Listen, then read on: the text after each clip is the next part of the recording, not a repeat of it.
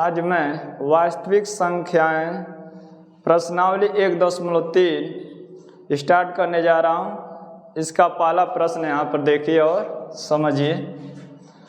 प्रश्न नंबर 1 है, सिद्ध कीजिए कि √5 एक अपरिमेय संख्या है।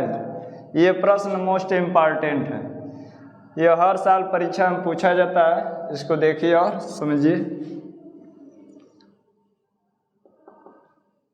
सबसे पहले हम √5 को परिमेय संख्या मान लेंगे। तो यहाँ लिखेंगे माना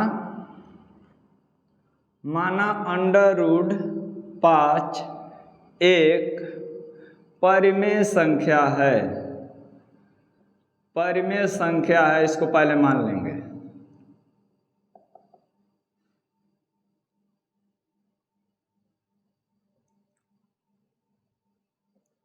माना √5 एक परिमेय संख्या है। जब परिमेय संख्या होगा तो लिख देंगे अतः √5 बराबर P/Q। जब किसी को परिमेय संख्या माना जाता है तो उसको P/Q के रूप में हम लिख सकते हैं। तो वही लिख रहे हैं कि √5 बराबर P/Q।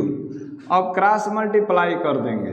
क्रॉस मल्टीप्लाई करेंगे तो लिखेंगे √5 Q बराबर P। अब इस अंडर को हटाने के लिए दोनों पक्षों का वर्ग करेंगे। तो लिखेंगे दोनों पक्षों का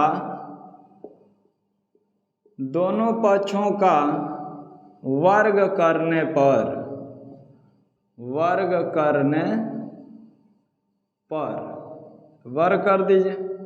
वर्ग माने 2 घात, तो 2 घात जब करेंगे तो यह अंडर हट जाएगा, हो जाएगा 5 और Q² हो जाएगा, इधर हो जाएगा P²। अब समीकरण नंबर 1 लिख देंगे। देखिए जब 5 को बराबर के आगे ले जाएंगे तो बाटा में हो जाएगा 5, तो P²/5 जब हो जाएगा तो हम लिख देंगे चूंकि P² 5 से विभाज्य है। P² 5 से विभाज्य है। जब ये 5 बाटा में आएगा तो उसको हम मान लेंगे कि P² 5 से विभाज्य है। तो लिख देंगे अतः P 5 से विभाज्य है। P 5 से विभाज्य है। जब P² 5 से विभाज्य होगा तो P जो है 5 से विभाज्य है। जैसे अगर हम कह दें कि 5 का स्क्वायर बटा में 5 कर दें तो 5 से भाग देंगे तो एक 5 कटेगा तभी 5 बचेगा। उसी तरह अगर हम 5 में 5 से भाग दे दें तो ये 5 से 5 एक बार में कट जाएगा। तो कहने का मतलब जब P² 5 से विभाज्य है तो P भी 5 से विभाज्य है। अब देखिए, अब समीकरण 1 में लिखेंगे, समीकरण 1 में P बराबर 5R रखने पर अब हम Q को विभाजित सत्यापित करेंगे। तो यहाँ इसीलिए लिख रहे हैं समीकरण 1 में P बराबर 5R रखने पर। अब इसमें रख दीजिए P की जगह पर। तो लिखेंगे 5Q² 2 बराबर, देखिए यहाँ पर जब 5R रखेंगे तो स्क्वायर लगाए तो 5 का स्क्वायर 25 हो जाएगा, R² हो जाएगा। अब 5 से दोनों पक्ष में भाग दे देंगे तो हो जाएगा Q², इधर भाग देंगे तो 25 R² हो जाएगा। अब इसको लिख देंगे समीकरण नंबर 2। अब देखिए अगर R² बराबर करेंगे तो ये जो 5 है इधर आएगा तो बाटा में हो जाएगा। तो जब Q² 5 हो जाएगा तो हम मान लेंगे कि Q² 5 से विभाज्य है। तो यहाँ लिख देंगे चूंकि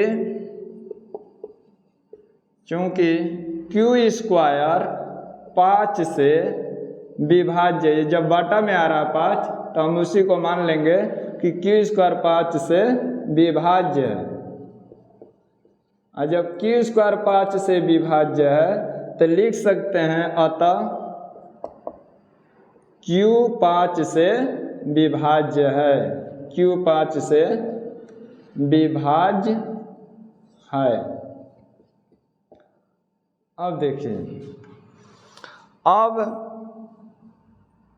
P और Q जो है 5 से विभाज्य है, इसका मतलब कि P और Q का उभयनिष्ठ गुणनखंड 5 है। तो यहाँ लिख देंगे अतः P और Q का उभयनिष्ठ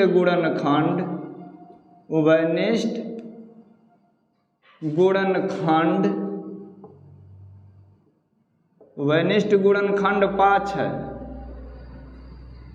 परंतु अब इस प्रश्न के अनुसार तो ये स्पष्ट हो रहा है कि P और Q का उभयनिष्ठ गुणनखंड 5 है, लेकिन यहाँ पर लिख देंगे परंतु P और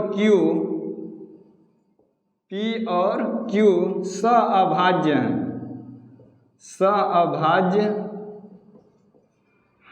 सअभाज्य का मतलब ये होता है कि जब कोई दो संख्या लेते हैं तो उनके बीच उभयनिष्ठ गुणनखंड जब एक आता है तो उसको कहते हैं कि वे संख्याएं सअभाज्य हैं। तो यहाँ पर हम देख रहे हैं कि परंतु P और Q सअभाज्य हैं, तो लिख देंगे अतः √5 एक अपरिमेय संख्या है। अतः √5 एक अपरिमेय संख्या है। अब ज़्यादा हम इसको नहीं बढ़ा चढ़ा के लिखेंगे। ज़्यादा बढ़ा चढ़ा के लिखने का मतलब कि आप कह सकते हैं बढ़ा चढ़ा कर कि यह विरोधाभास प्राप्त होता है कि √5 एक परिमेय संख्या गलत है। अतः √5 एक अपरिमेय संख्या है, तो उतना बढ़ा चढ़ा कर न कहिए, बस इतने पर लिख दीजिए परंतु P और Q सअभाज्य हैं, अतः √5 एक अपरिमेय संख्या है। प्रश्न नंबर 2 देखिए। प्रश्न नंबर 2 है, सिद्ध कीजिए कि 3 धन 2 कौड़ी में 5 एक परिमेय संख्या है। इसको अंडर रूट बोलिए चाहे कौड़ी बोल सकते हैं।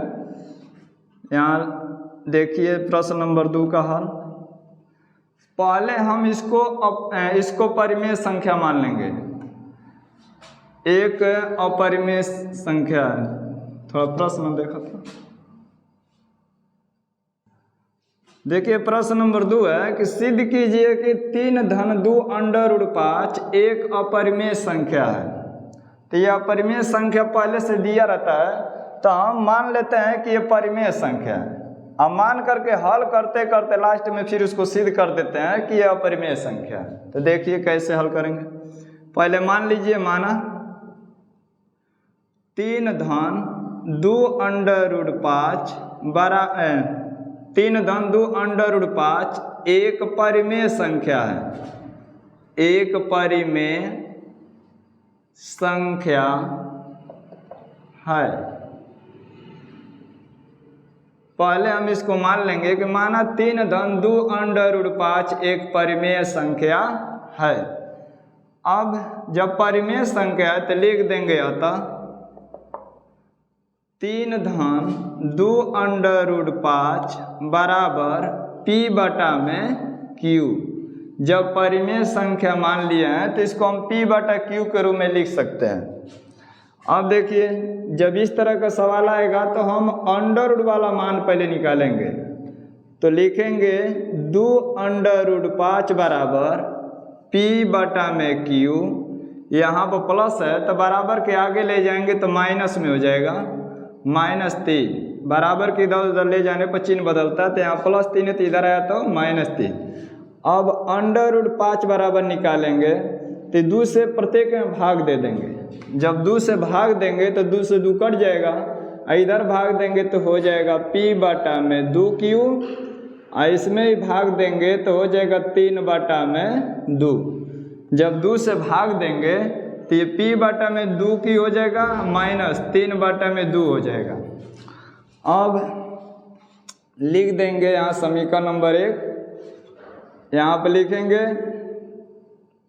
चूंकि P और Q पूर्णांक हैं, P और Q पूर्णांक हैं, और जब P और Q पूर्णांक हैं तो इस पूरे को हम कह देंगे कि ये एक परिमेय संख्या है। तो लिख देंगे अतः P बटा में 2Q और माइनस 3 बटा में 2 एक परिमेय संख्या है, एक परिमेय संख्या है। अच्छा, जब ये एक परिमेय संख्या है तो √5 का मान लिए परिमेय संख्या है ना, तो लिख देंगे अतः √5 एक परिमेय संख्या है। जब ये पूरा परिमेय संख्या हुआ तो जिसका मान है वह भी परिमेय संख्या मान लिया जाएगा। तो लिख देंगे इसलिए √5 एक परिमेय संख्या है, परिमेय संख्या है। परंतु हम जानते हैं कि √5 एक अपरिमेय संख्या है, अपरिमेय संख्या है, अपरिमेय संख्या। ये तो इसके अनुसार ये परिमेय संख्या हो रहा है, परंतु √5 एक अपरिमेय संख्या है, अतः 3/2 √5 एक अपरिमेय संख्या है, अपरिमेय संख्या है। फिर से एक बार समझ लीजिए, माना 3/2 √5 एक परिमेय संख्या है, अतः 3/2 √5 बराबर P बटा में Q। जब परिमेय संख्या मानेंगे तो इसको P बटा Q के रूप में लिख सकते हैं। अब इस तरह के जब सवाल आएगा तो हम अंडर रूट वाला का मान निकालेंगे। तो लिखेंगे 2 √5 बराबर P बटा में Q, यहाँ +3 है तो इधर जाएगा तो -3 होगा। अब √5 बराबर जब करेंगे तो 2 से भाग दे देंगे, जब 2 से भाग देंगे तो P बटा में 2Q और -3 बटा में 2 हो जाएगा। समीकरण नंबर 1 लिख देंगे। चूंकि P और Q पूर्णांक हैं, P और Q पूर्णांक माना जाता है, तो वही लिख रहे हैं कि चूंकि P और Q पूर्णांक हैं, अतः P बटा में 2Q -3 बटा में 2 एक परिमेय संख्या है। और जब ये परिमेय संख्या है तो लिख देंगे इसलिए √5 एक परिमेय संख्या है। परंतु √5 एक अपरिमेय संख्या है, ये तो इसके अनुसार परिमेय संख्या हुआ, लेकिन लिख देंगे परंतु √5 एक अपरिमेय संख्या है, अतः 3/2 √5 एक अपरिमेय संख्या है। बस यही आपका सत्यापित हो गया। बच्चों, आप लोग मेरे चैनल को लाइक और सब्सक्राइब करते रहें ताकि मेरा भी मनोबल बढ़ता रहे और मैं आपका कोर्स समय से पूरा कर सकूं। धन्यवाद।